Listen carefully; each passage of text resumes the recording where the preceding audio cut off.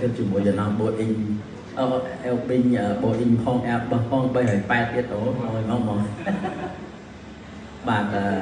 chúng tôi nhưng mà cho chỉ một thăm nhâm sông chỉ một xưa nào mà bộ đó như cái đôi chỉ ở Sato đầu đen cái đôi chỉ smartphone trong cả bài sạc hà và thành tiết nơi trận mùi hay để quảng miền Bắc nhá xong trẻ sau ha hay đấy kia phải lâm láng cái trời này kia sừng phốt có đặt ngay với người ta không xuôi nhưng mưa nó không xuôi men để con ba này ở lại đến hàng bờ đây có chip món tâm ba mà rồi cái sông mai mình tiết lên cái bài này hay rất cái hai Grand Landmarkคือประเภท first class บ่chip mong land แต่ម្ដងអញ្ចឹងគឺមានអ្នកគេថា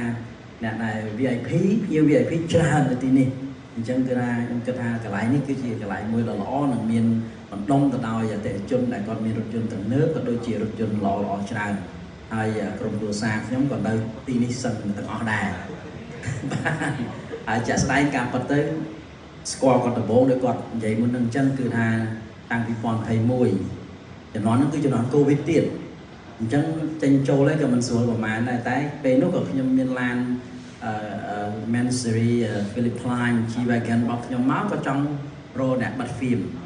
ការពិតប្រវត្តិរបស់ខ្ញុំចូលចិត្តបិទហ្វៀមកន្លែងមួយក៏ប៉ុន្តែ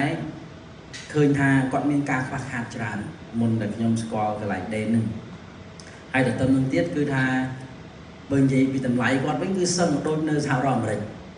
អញ្ចឹងចំពោះខ្ញុំក៏គាត់ថាអត់ចម្រើសតែទៅកន្លែងគាត់ឲ្យខ្ញុំចូលចិត្តឡានស្រឡាញ់ឡានអញ្ចឹងរាល់ឡានទាំងអស់គឺខ្ញុំត្រូវតែបិទfilm protection ទាំងអស់តែចៃដន្យក៏បានស្គាល់ដែនមក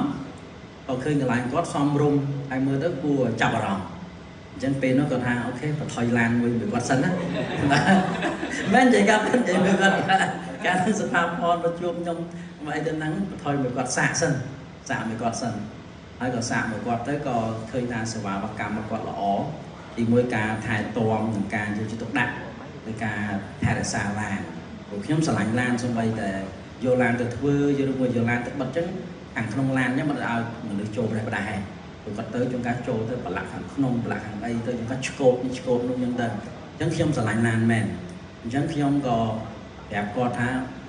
បើសិនយើងចង់បានឡានថ្លៃល្អតើយើងត្រូវមានសេវាកម្មចេះអញ្ចឹងគឺគាត់ពិតជាយកចិត្តដាក់ខ្លាំងណាស់ចំពោះឡានរបស់ខ្ញុំគឺថាកម្រិតថាគាត់យកចិត្តដាក់គឺប្រុងប្រយ័ត្នមែនតើអញ្ចឹងនៅពេលដែលខ្ញុំធ្វើសេវាកម្មបិទ film protection ជាមួយឡាន G-Wagon ខ្ញុំមកក៏ជាប់និស្ស័យជាមួយគាត់រហូតតាំងពីពេលនោះមកអញ្ចឹងឲ្យតែឡានខ្ញុំមកពេលណាគឺថាហើយឡានខ្ញុំ